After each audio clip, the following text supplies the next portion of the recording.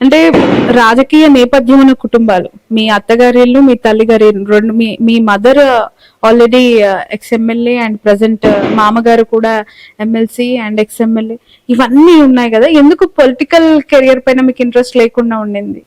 Interest లేకుండా అని కాదండి, అంటే యాక్టివ్ పాలిటిక్స్ లోకి నేను దిగాలి, నేను కూడా పోటీ చెయ్యాలి అని ప్రయత్నాలు ఎప్పుడు కూడా గతంలో? మా హస్బెండ్ వస్తే బాగుంటుందని మేము అనుకున్నాము. సో అందుకని ఒకళ్ళు ఇంటి వర్క్ గానీ అట్లా బ్యాలెన్స్ గా ఇద్దరికి బాగుంటది అని చెప్పి, ఎవరి లైఫ్ స్టైల్ వాళ్ళకి బాగుంటది చూడటానికి. ఎవరికైనా జనరల్ గా ఇద్దరు పోటీ పడాలని అనుకోరు కదా, అట్లా మా హస్బెండ్ కి వస్తే బాగుంటదని అనుకున్నాం మేము. బట్ మహిళకి అవకాశం వచ్చింది ఈసారి. ఎవరైనా గానీ చెయ్యాలి అని మేము ఫ్యామిలీ మెంబర్స్ అందరం గట్టిగా నిర్ణయం తీసుకొని అందరం కలిసి చేసుకుంటున్నాం. మీ వారు కూడా ప్రయత్నం చేస్తుంటారు, అనుకొని ఉంటారు టికెట్ కోసం కదా. సడన్ గా మీ పేరు ప్రకటించినప్పుడు what is your feel, me husband reaction? అంటే మాకు ఇంకో 5 years గ్యాప్ ఉందేమో అనుకున్నాం. ఇంకా మా పేరెంట్స్ వాళ్ళే వస్తారేమో ఈ టైం కూడా, నెక్స్ట్ టైం కి మేము పార్టిసిపేట్ చేద్దాం అనుకున్నాము. అయితే త్వరగా వచ్చేసింది మాకు అవకాశం. సో ముందుగానే ఇచ్చేసారు. చదువు, కుటుంబ నేపథ్యం, కానీ రాజకీయాలు పూర్తిగా భిన్నం. అవును. ప్రస్తుతం ఎలా బ్యాలెన్స్ చేస్తూ ఉన్నారు వీటిని? ఫ్యామిలీ మెంబర్స్ అందరూ ఈ ఫీల్డ్ లో ఉన్నారు కాబట్టి నాకు కొత్తగా ఏమీ లేదండి, వాళ్ళ సపోర్ట్ బాగా ఉంది. దానికి తోడు కార్యకర్తలతో కానీ నాయకులతో కానీ మా వాళ్ళకి పరిచయాలు ఉన్నాయి. సో వాళ్ళు కూడా నన్ను ధైర్యంగా ముందుకు తీసుకెళ్తున్నారు. కొత్తగా అయితే పెద్దగా నాకేమీ లేదండి, చిన్నప్పటి నుంచి చూస్తున్న వాతావరణమే కదా. అయితే నేను ప్రత్యక్షంగా రాలేదు, కానీ వాతావరణం అయితే నేను చిన్నప్పటి నుంచి చూస్తున్నదే ఎన్విరాన్మెంట్. జగన్ గారు మహిళకు అవకాశం ఇవ్వడం కూడా ఒక పాట అయితే, బీసీ మహిళకి అవకాశం ఇవ్వటం మరొకటి. సో బీసీ మహిళకే ఈ ప్రతిష్టాత్మకమైన స్థానాన్ని ఆయన కేటాయించారు కదా. మీ గెలుపుపై మీకున్న ధీమా, అంటే ఆ సపోర్ట్ అనేది అన్ని వర్గాల నుంచి ఎలా ఉంటుంది అని భావిస్తున్నారు? ఇక్కడ ఆంధ్రాలో మొత్తం 59 సీట్లు బీసీలకి కేటాయించారండి. లాస్ట్ టైం తో కంపేర్ చేస్తుంటే 11 సీట్లు ఎక్కువగానే కేటాయించారు. అందులో భాగంగానే ఒక బీసీ మహిళకి, ఇక్కడ బీసీలు కూడా ఎక్కువ అత్యధిక సంఖ్యలో మంగళగిరి నియోజకవర్గంలో నివసిస్తున్నారు. అందులో భాగంగానే నాకు కూడా అవకాశం వచ్చింది అని చెప్పి నేను అనుకుంటున్నాను. 2019 ఎన్నికల్లో నారా లోకేష్ అలా తక్కువ మెజారిటీతో ఇక్కడ ఓడిపోయారు కదా. అవును. ఈసారి ఖచ్చితంగా గెలుస్తాననే ధీమా ఆయన వ్యక్తం చేస్తున్నారు.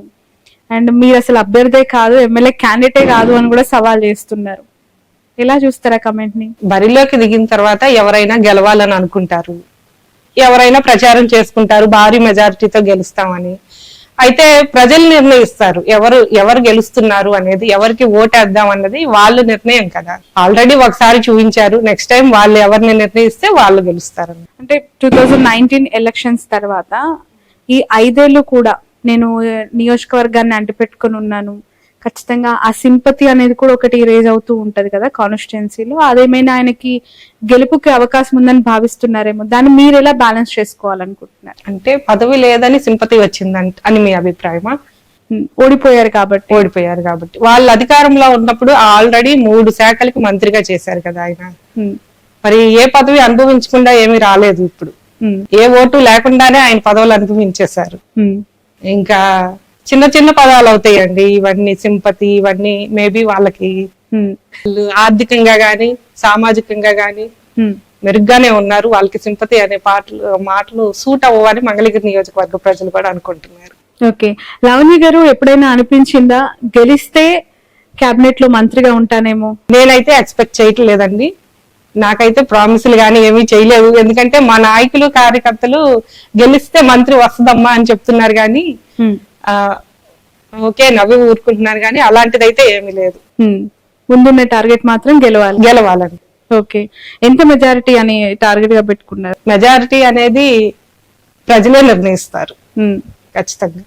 ఓకే, ఇక్కడ ఆల్రెడీ మీ టికెట్ ఖరారు కంటే ముందు జరిగిన పరిణామాలని మీకు తెలిసి ఉంటాయి. ఒకవైపు ఆళ్ల రామకృష్ణారెడ్డి గారు చాలా స్తబ్దుగా ఉన్నారు, తర్వాత కాంగ్రెస్ లోకి వెళ్ళడం, గంజి గారు తెరపైకి రావటం, మళ్ళీ ఆళ్ల గారు రివర్స్ రావటం, ఇవన్నీ చూసారు కదా. ఆ ఇష్యూస్ అన్ని మీకు ఏమైనా ఇబ్బందులకి గురి చేస్తాయని అనుకున్నారా? ఇప్పుడు స్టెబిలైజ్ అయిపోయిందండి. అందరూ గ్రూప్స్ కూడా లేవు మా పార్టీలో. జనరల్ గా 2-3 గ్రూపులు వర్గాల్లాగా ఉంటాయి. ఇప్పుడు మాలో బాగా యూనిటీ వచ్చేసేసింది. ఇప్పుడు వచ్చింది. ఇప్పుడు అంటే మీరు అన్నారు కదా, ఇంతకు ముందు కొంచెం 2-3 ఇష్యూస్, చిన్న చిన్న మైనర్ ఇష్యూస్ ఉన్నా గానీ అవి ఇప్పుడు అంతా స్టెబిలైజ్ అయిపోయినాయి. అందరూ వాళ్ళే ప్రోత్సాహంగా నన్ను ముందుకు తీసుకెళ్తున్నారు. అందరూ కలిసి నన్ను గెలిపించాలని గట్టిగా నమ్ముతున్నారు. నేను కూడా ఖచ్చితంగా గెలుస్తాను. రైట్. ఆళ్ళ రామకృష్ణారెడ్డి గారు మీకు అన్ని విధాలుగా అండగా ఉండి ఖచ్చితంగా గెలిపించి అసెంబ్లీలో అడుగు పెడతాను అని చెప్పి ఆయన సవాల్ చేశారు. లోకేష్ అసలు అసెంబ్లీకి కూడా రాకుండా అడ్డుకుంటాను, నేనే గెలుస్తాను అంటున్నారు. ఎలా చూడాలి ఈ 2 కాంట్రవర్షియల్ కమెంట్స్ ని? ఇప్పుడు ఇద్దరం ప్రచారం చేస్తామండి, ఇద్దరం ప్రజల్లోకి వెళ్తాము. అయితే వాళ్ళ ప్రచారం నచ్చితే వాళ్ళకి ఓట్లు వేస్తారు, మా ప్రచారం నచ్చితే మాకు ఓటింగ్ వేస్తారు. అంటే మేము అప్రోచ్ అయ్యే విధానం అనమాట. ఏది ప్రజలకి దగ్గరగా వెళ్ళి అందుబాటులో ఉంటారా వీళ్ళు క్యాండిడేట్ అనేవాళ్ళు, మనకి ఏ సమస్య వచ్చినా మనం డైరెక్ట్ గా వెళ్ళి పరిష్కరించుకోగలుగుతామా, వీళ్ళు ఓటింగ్ అయినా కనీసం మా దాకా రాగలిగారా ఓటు అడగటానికైనా, అవన్నీ కూడా ఆలోచించుకొని వాళ్ళు ఓటు వేస్తారు.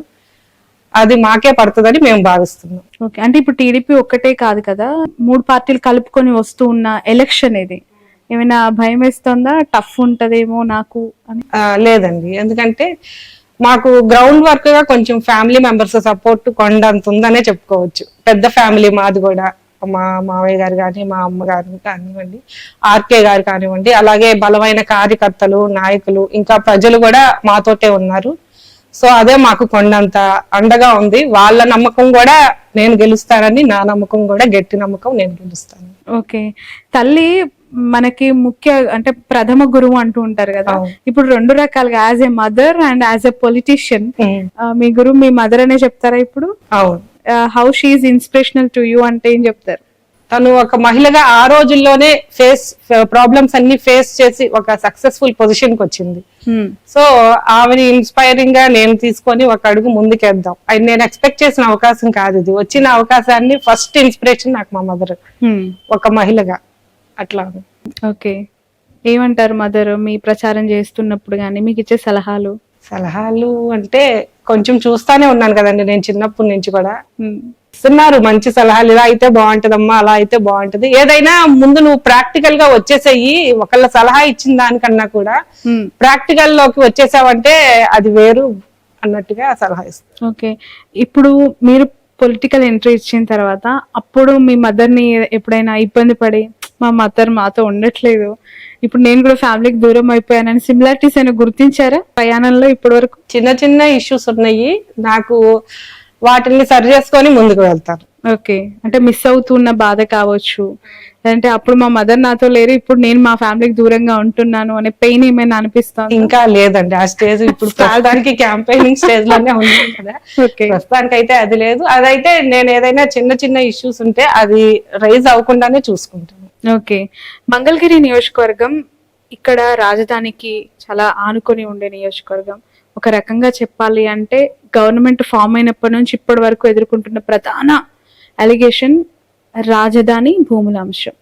ఆ ఎఫెక్ట్ మీ పైన ఎంతవరకు ఉంటుంది అనుకుంటున్నారు? రాజధాని భూములు అనేది కామన్ పీపుల్ అందరిలో లేదండి. సంక్షేమ పథకాలు జగన్ గారు అనేకం ప్రవేశపెట్టారు, రైట్? గవర్నమెంట్ వచ్చిన తర్వాత మీరు ప్రచారంకి వెళ్ళిన తర్వాత మాట ఇచ్చాడు నిలబెట్టుకున్నాడు నినాదంతో వెళ్తున్నారు కదా. ఇంకా ఎలాంటి ఇబ్బందులు ప్రజల నుంచి మీకు వస్తున్నాయి? ఏ సంక్షేమ పథకంలో ఇబ్బందులు ఉన్నాయి అని చెప్పి మీరు గమనించారు, గుర్తించారు? సంక్షేమ పథకాలు అందవలసిన వాళ్ళందరికీ అందుతున్నాయండి. ఓకే. ప్రాబ్లమ్స్ అయితే ఏమి చెప్పలేదు ఎవరు. ఏదైనా చిన్న చిన్న ప్రాబ్లమ్స్ నా దగ్గరికి వస్తే దాన్ని ఖచ్చితంగా పరిష్కరిస్తారు. Okay, right. కొత్త మేనిఫెస్టో గురించి ఏమి ఇంప్లిమెంట్ చేయబోతున్నారు ఏంటి అని ఏమైనా ప్రజల నుంచి క్వశ్చన్స్ వస్తున్నాయా మీకు?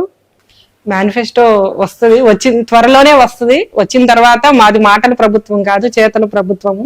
గతంలో కూడా మేము మేనిఫెస్టోని అన్ని అమలు చేసిన పార్టీ ఏదైనా ఉందంటే దేశంలో మన వైసీపీ పార్టీయే ఫస్ట్ ప్లేస్ లో ఉందని చెప్పుకోవచ్చు. ఈసారి కూడా మేనిఫెస్టో చెయ్యగలిగిన మేనిఫెస్టోనే అనౌన్స్ చేస్తాము, చేసింది చెప్తాము అని చెప్తున్నాం మేము కూడా అందరికి. ఓకే. గత ఎన్నికల్లో గెలిచిన తర్వాత మంగళగిరి నియోజకవర్గానికి వైసీపీ ఏం చేసింది అని ప్రశ్నించే వాళ్ళకి ఇప్పుడు నెక్స్ట్ ఎమ్మెల్యే, కాబోయే ఎమ్మెల్యేగా మీరిచ్చే ఆన్సర్ ఏంటి? గత ప్రభుత్వంలో ఫస్ట్ 2 years కరోనా తోటి కొంచెం ఇబ్బందులు పడిందండి గవర్నమెంట్. తర్వాత 3 years అభివృద్ధి కార్యక్రమాలు బాగా జరిగినాయి. ఇంకా బాగా డెవలప్మెంట్ చేయడానికి నేను కూడా ప్రయత్నం చేస్తాను. అంటే ప్రతి నియోజకవర్గంలో ప్రత్యర్థులు ఎమ్మెల్యేలు ఒకసారి లేదంటే కొత్తగా వచ్చే వాళ్ళు కమ్యూనిటీ బేసెస్ తీసుకుని టికెట్ దక్కించుకునే వాళ్ళు ఉంటారు. కానీ మీ ప్రత్యర్థి చాలా కాంట్రవర్షియల్ అండ్ ఐబాల్ అటెన్షన్ ఉన్న టీడీపీ అధినేత చంద్రబాబు నాయుడు గారి కుమారుడు లోకేష్ గారు చాలా బలమైన ప్రత్యర్థి, నా పోటీ ఎంత ఇబ్బందిగా ఉంటుందేమో అనే అభిప్రాయం కానీ భయం కానీ వేస్తోందా మీరు ఫీల్డ్కి వెళ్ళినప్పుడు? సామాజికంగా మేము వెనకబడ్డ వాళ్ళం అయి ఉండొచ్చు, పేద సామాజిక వర్గానికి చెందిన వాళ్ళం అయి ఉండొచ్చు, కానీ మా వెనక ప్రజల అండ బాగా ఉంది.